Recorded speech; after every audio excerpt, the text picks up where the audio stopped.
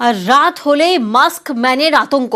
কাল না সেখানে মাস্কে মুখ ঢেকে ধারালো দা হাতে নিয়ে একেবারে ঘোরাফেরা চলে স্টেশন লাগোয়া নিউ মধুবন। আর সেখানেই মাস্ক ম্যানের আতঙ্ক দানা বেঁধেছে।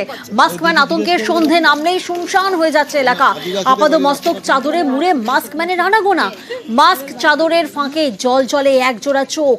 রাতে অন্ধকার গলিতে ঘাপটি মেরে বসে থাকছে মাস্ক ম্যান। কখনো দাঁ উঁচিয়ে তারা, তো কখনো আবার দরজায় ধাক্কা ধাক্কি। মাস্ক ম্যানের ভয়ে তটস্থ নিউ মধুবন এলাকা।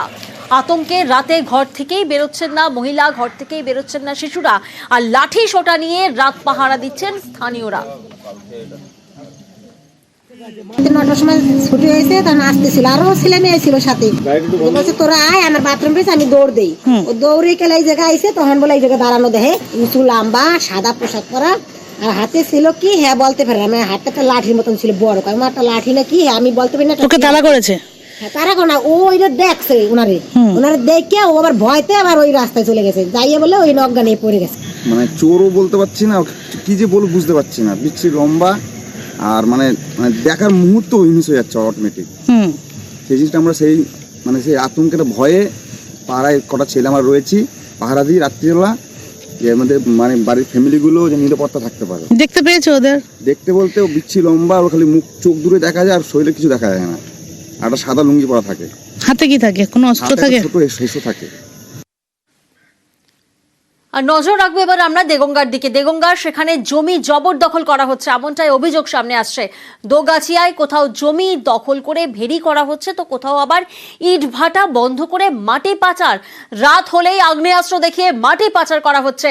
প্রশাসনকে জানিয়ে লাভ হয়নি বলে অভিযোগ। কৃষি জমি ও ইট ভাটা বাঁচাতে কমিটি তৈরি করেছেন গ্রামবাসীরা। কৃষি জমি ও শিল্প বাঁচাও কমিটি তৈরি করলো গ্রামবাসীরা।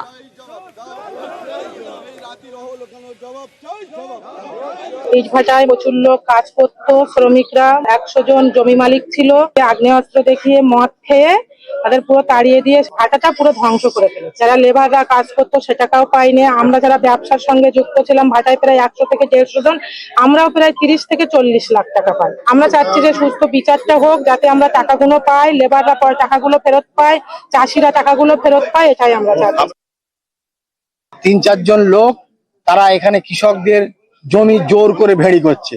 যাদের জমি তাদের কোনো মতামতই নিচ্ছে না। কৃষি জমি ডিপ করে দিয়েছে, ডিপ মানে 30 ফুট ডিপ করে যায়, এইসব ডিপ করেছে, করে এই জায়গায় নৈরাজ্যের সৃষ্টি করছে। আমাদের এই এলাকার মানুষ, গ্রামের মানুষগুলোকে একটা অসহায় পরিস্থিতির মধ্যে ঠেলে দিচ্ছে। আমরা চাইছি আমাদের শিল্পটা পুনঃ প্রতিষ্ঠিত হোক, কৃষি জমি গ্রামের মানুষ যেভাবে চায় সেভাবেই ব্যবহার হোক।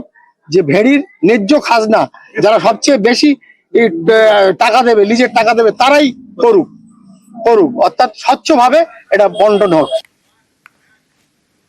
গতকালই আমরা আপনাদেরকে দেখিয়েছিলাম গাইঘাটা, সেখানে সরকারি জমিতে কিভাবে বেআইনি নির্মাণ হচ্ছে।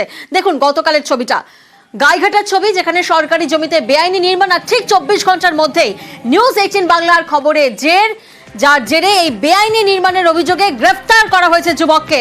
গাইঘাটা চাঁদপাড়া রোড লাগোয়া এলাকায় সেখানে সরকারি জমি, আর সেই সরকারি জমি দখল করে বেআইনি নির্মাণের অভিযোগ ওঠে।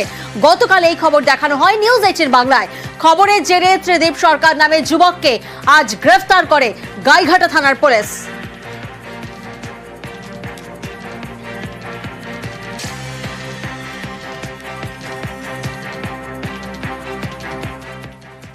ঠিক গাইঘাটায় যেমন গতকাল আমরা খবর দেখিয়েছিলাম এবং আজ কাজ হয়েছে আপনারা দেখেছেন, ঠিক তেমনই নকশালবাড়ি। গতকাল আমরা দেখিয়েছিলাম স্কুল আছে কিন্তু রাস্তা নেই। রাস্তা না থাকায় নকশালবাড়িতে 2 বছর ধরেই ফাঁকায় পড়ে নতুন স্কুল বিল্ডিং। নকশালবাড়ি হিন্দি প্রাথমিক বিদ্যালয়ে ছবি এই মুহূর্তে আপনারা দেখছেন। নকশালবাড়ি জুনিয়র হিন্দি হাই স্কুলের ক্লাস এখানে হয়। গতকাল নিউজ 18 বাংলায় এই খবর দেখানোর পরেই তৎপরতা জানতে পেরে পরিদর্শনে শিলিগুড়ি স্কুল পরিদর্শক রাজীব প্রামাণিক। নিউজ 18 বাংলার খবরের জেরে কাজ হয়েছে ইম্প্যাক্ট, সেই ছবি এই মুহূর্তে আপনারা দেখছেন।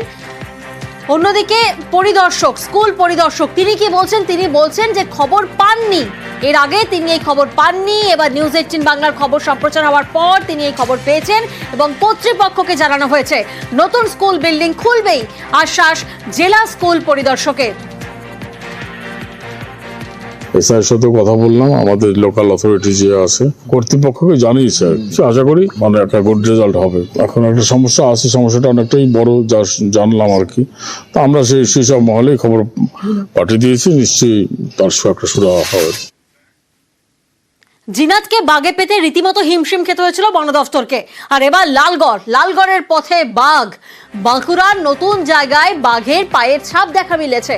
পিমোদ রেঞ্জের পর্ণাশলে সেখানে থাবার ছাপ দেখা গেছে। বাঘের লালগড়ে যাওয়ার আশঙ্কা এবার বনকর্মীদের। পর্ণাশল থেকে লালগড়ে যেতে পারে বাঘ, এমনটাই আশঙ্কা করা হচ্ছে। 5 বছর আগে লালগড়ে বাঘের মৃত্যু হয়। স্থানীয়দের মারা পড়ে যায় লালগড়ের বাঘ।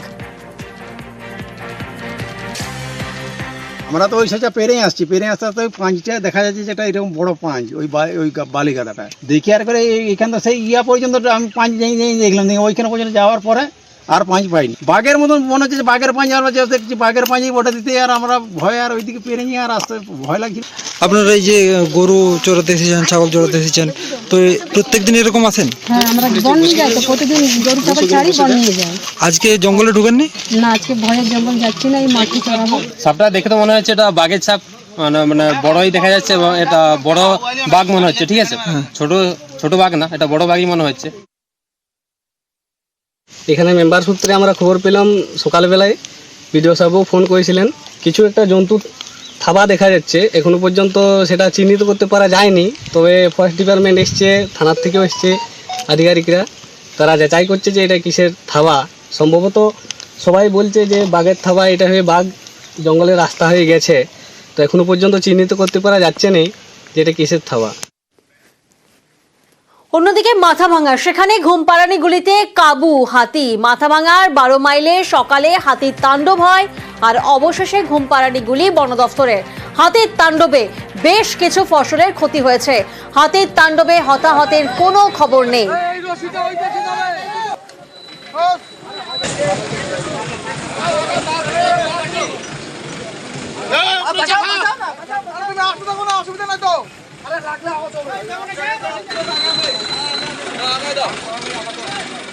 আমরা হাতিটাকে ট্রাঙ্কুলাইজ অর্থাৎ কেমিক্যালি রিস্ট্রেন করতে সক্ষম হই, পার্শ্ববর্তী কোনো একটি জঙ্গলে এটাকে ছেড়ে দেওয়া হয়। আপনি কোনো ক্ষয়ক্ষতি আছে? এখনো অবধি আমাদের কাছে বিশেষ কোনো ক্ষয়ক্ষতির নেই। সামান্য ফসলের হয়তো কিছু যেখান দিয়ে হাতি গেছে বা যে জায়গাগুলো হাতি ছিল হতে পারে, সেটা আমরা দেখে নেব। এমন কোনো বড় কোনো ক্ষয়ক্ষতির কোনো খবর আমাদের কাছে নেই। রানাকে হাতে পাচ্ছে ভারত। সন্ত্রাসের বিরুদ্ধে যুদ্ধে কূটনৈতিক জয় ভারতের। তাহাও রানার প্রত্যর্পণের সায় মার্কিন কোর্টের। মার্কিন সরকারের আবেদনে রানার প্রত্যর্পণের সায়। মুম্বাই হামলার অন্যতম চক্রী তাহাউর হোসেন রানা, পাক বংশোদ্ভূত কানাডার ব্যবসায়ী তাহাউর রানা। মুম্বাই হামলায় অভিযুক্ত ডেভিড কোলম্যান হেডলির সঙ্গী তাহাউর হোসেন রানা। 1.5 দশক আগে রানাকে প্রত্যর্পণের আবেদন ভারতের আবেদনে সাড়া দেয়নি আমেরিকা। পরে জামিনে মুক্ত তাহাউর হোসেন রানা।